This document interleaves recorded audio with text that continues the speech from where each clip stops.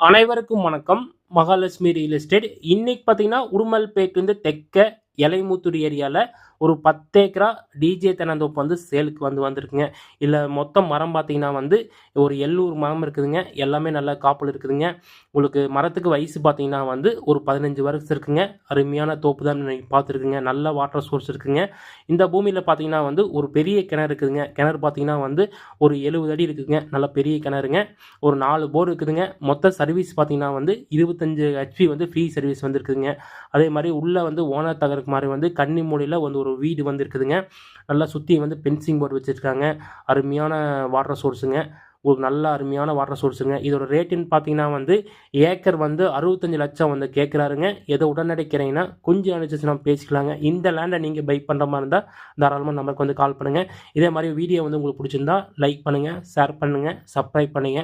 மறக்காம வந்து ஃபாலோ பண்ணிக்கங்க. இதே மாரி உங்க பூமி ஏதாவது சேல் பண்ற மாரி இருந்தா தாராளமா நம்பருக்கு வந்து கால் பண்ணுங்க.